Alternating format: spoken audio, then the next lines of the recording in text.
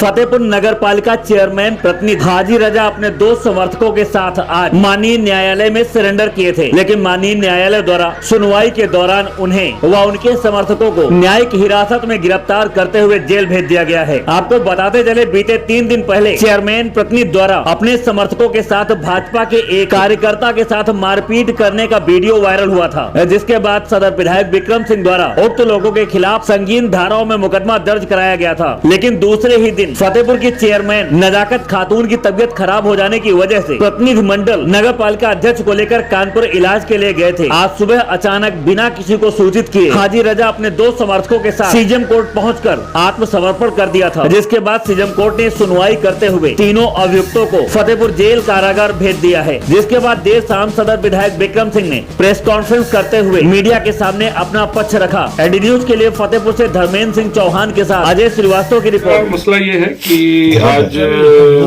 हम लोगों ने जो आज से 3 दिन पहले जो घटना हमारे कार्यकर्ता के साथ घटी, उसको लेकर आज जो अपराधी थे उनको उनकी जो प्रेशर क्रिएट किया गया प्रशासन के द्वारा, मुझे लगता है 82 की कार्रवाई हो चुकी थी, 83 की होनी बाकी थी। उस प्रेशर में उन अपराधियों ने सरेंडर किया है और प्रशासन ने एक अच्छा काम किया है, भले ही देर से किया है।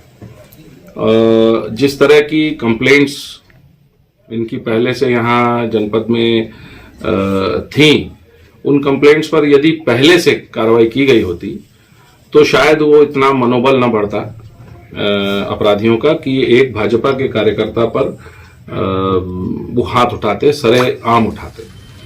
तो मैं प्रशासन से को बधाई तो देता हूं आधे मन से कि उन्होंने एक स्टेप आगे बढ़े हैं वो लोग, और उनका कार्य करने की शैली में परिवर्तन दिखा है मुझे। लेकिन अभी बहुत सारे स्टेप्स बढ़ना बाकी हैं, बहुत सारे इश्यूज हैं, बहुत सारे विषय हैं जो मुझे लगता है कि अब इसी विषय के साथ, क्योंकि बहुत सारे पेंडिंग इश्यूज हैं इन अपराधियों के। इनका एक गिरोह है, ये एक संगठित गिरोह है, और ये गिरोह लगातार गिरोहबंद तरीके से जनपद की कभी जमीनों पर, कभी साधारण लोगों पर, कभी ऐसे मजलूमों पर जो अपना लड़ाई नहीं लड़ सकते हैं, और विशेषकर अल्पसंख्यक समाज के लोगों पर हावी होने का प्रयास करता है। ये गिरोह, इस तरह के गिरोह कम से कम भाजपा के राज में चलने नहीं चाहिए। जी एक साथ 2 सवाल होंगे। एक कार्यकर्ता के लिए निरंतर आपकी 10 घंटे की मेहनत के बाद आज एक जेल पहुंचे हैं ये, तो इस पे आपको क्या मानना है कि मेरा एक ही कहना है। नहीं एक सवाल, अपराध का पर्याय जेल गया है या विवाद का पर्याय जेल गया है, क्या मानते हैं? नहीं, जहां अवसाद होगा, जब आप किसी को पीड़ा देंगे तो अवसाद होगा, अवसाद होगा तो विवाद होगा। और ये निश्चित है कि जहां विवाद होगा वहां पर जिसके तर्क सही होंगे वो जीतेगा।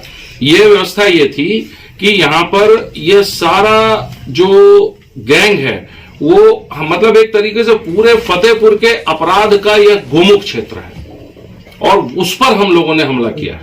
विधायक जी, जैसे मेरा इसमें भूमिका कैसी रही? मुझे लगता है कि पुलिस अपनी भूमिका और बेहतर कर सकती थी, पर फिर भी 3 दिनों के अंदर एक ऐसे व्यक्ति को जेल में पहुंचाना, जिस व्यक्ति को 15 साल से इस पूरे जनपद की जनता जेल में डालना चाह रही थी और नहीं जा रहा था, पुलिस को इसके लिए बधाई मिलनी चाहिए। उनका आचरण पूर्व में कैसा था वो चर्चा का विषय हो सकता है, लेकिन जो उन्होंने एक्शन लिया वो एक्शन मुझे लगता है कि आदरणीय योगी जी की सरकार की मंशा के अनुरूप लिया। पर सपा जिला अध्यक्ष का तो ये कहना है कि इसमें कहीं न कहीं राजनीतिक विध्वंस दिखाई दे रहा है। देखिए, सपा जिला अध्यक्ष क्या कह रहे हैं इससे मुझे मतलब नहीं है। सपा जिला अध्यक्ष ने एक अपराधी को खादी पहनाकर पार्टी में शामिल किया है, ठीक है। एक अपराधी अपराध ही करेगा, चाहे कपड़ा कोई भी पहना है। उस अपराधी ने किसी को मारा है, पीटा है, सरेशाम उसका वीडियो सारे वेबसाइट्स पर अपलोडेड है, पुलिस के पास है। तो उसमें आपको ये ध्यान देना होगा कि राहुल गांधी, अखिलेश यादव, मायावती, कांशीराम जी ने एक पत्रकार पर हाथ उठाया था एक समय और उनके ऊपर एफआईआर हुई थी, उनको माफी मांगनी पड़ी थी और वो पत्रकार आप पार्टी का एमपी बना बाद में, एमपी चुनाव लड़ा। तो आशुतोष, मेरा कहने का तात्पर्य यह है कि किसी भी कितने भी पद पर बड़े बैठे हुए आदमी को और विशेषकर बड़े पद पर बैठे हुए आदमी को यह हक नहीं है कि वो किसी भी दूसरी पार्टी के व्यक्ति को द्वेषवश, पार्टी के द्वेषवश उस पर हाथ उठाए, उसको मारे, उसके ऊपर जानलेवा हमला करे और लेकर के आए हैं तो उनकी संपत्ति को कुर्क किया जाएगा, उन लोगों के विरुद्ध कार्रवाई की जाएगी। आखिर अब इस समय कार्रवाई करने का क्या उसमें रीजन निकल करके आ रहा है कि इस समय अब आप क्यों? क्योंकि केस एक नहीं है ना, एक केस था मारने का, एक केस है तालाब का, एक केस है डॉक्टरों को मारने का, एक केस है हमारे सभासद को गाली देने का और धमकाने का। ये सब भिन्न भिन्न केस हैं और उसके पहले के 25 केस हैं जिनके अंदर हलफनामे लगवाकर, एफआईआर लगवाकर, बल्कि मेरी जानकारी के अनुसार फर्जी लोग खड़े करके हलफनामे लगवाकर केसेस कोर्ट में खत्म कराए गए हैं। तो क्या इनकी प्रॉपर्टियों को क्या आगे क्या किया जाएगा? अब आप देखते जाइए, मैं जांच करा रहा हूं, इस सौंदर्यीकरण के पीछे जितनी कालिक है वो सारी निकाल के दूंगा और जो लोग दिल से काले हों वो शहर का सौंदर्यीकरण नहीं करा सकते। निश्चित तौर पर जिला प्रशासन में एसपी, डीएम एक पद है, एक संस्था है, उस पर कोई भी आता रहा हो, लगातार उन लोगों ने इन विषयों की अनदेखी की है जो आज सारे विषय उभर कर आ रहे हैं। आज बहुत सारे लोग हैं जो आज आकर अपनी बात कह रहे हैं, भय के बिना हम लोगों को बता रहे हैं और मैं प्रशासन से आग्रह कर रहा हूं कि जिन जिन विषयों पर फाइनल रिपोर्ट लगी है समाजवादी पार्टी के दौरान या बसपा के शासनकाल के दौरान और शगुन के अंदर बुलाकर जिन लोगों को धमकाकर या लालच देकर हलफनामे लगवाए गए हैं, वह सारे लोग भय के बिना आए, मुझसे संपर्क करें।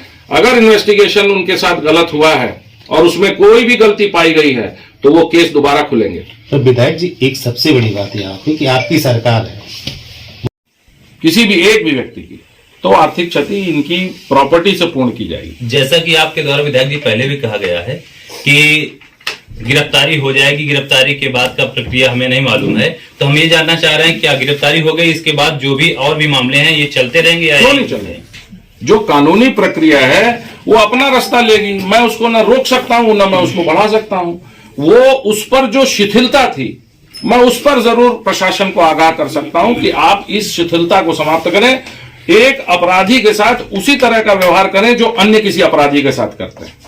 ये गिरफ्तार जो हुए, इसके बाद जो कुछ लोग सरेंडर हुए, इसके साथ अन्य साथी थे, उनके खिलाफ अभी तक पुलिस द्वारा अब मेरे ख्याल से एक ही व्यक्ति बचा है जो अभी बाहर है और विषय बहुत से हैं, अज्ञात विषय नगर पालिका के हैं, विषय नगर पालिका के अपॉइंटमेंट्स के हैं, विषय नगर पालिका में कुछ लोग जो धरना और प्रदर्शन देने की कोशिश कर रहे हैं और उसकी जो लीडरशिप कर रहे हैं, अब मैं उनकी भी जांच कराऊंगा और वो लोग, उनकी क्या क्या गलतियां हैं, उनके अपॉइंटमेंट कैसे हुए हैं, ये सारी चीजें, क्योंकि नगर पालिका एक पूरा गोरख धंधा है और उसके अंदर अपॉइंटमेंट्स की गड़बड़ियां हैं, उसके अंदर टेंडर्स की गड़बड़ियां हैं, उसके अंदर वित्तीय गड़बड़ियां हैं।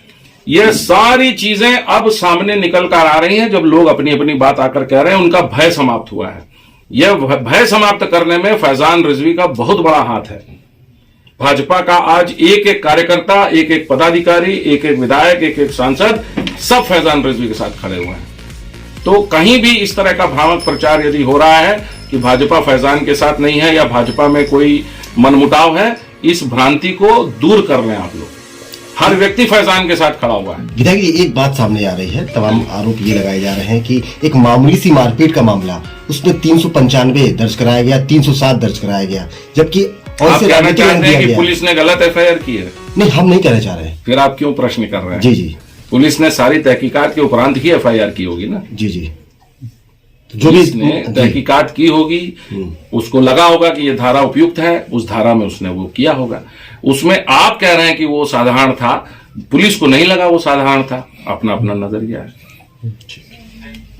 ठीक है।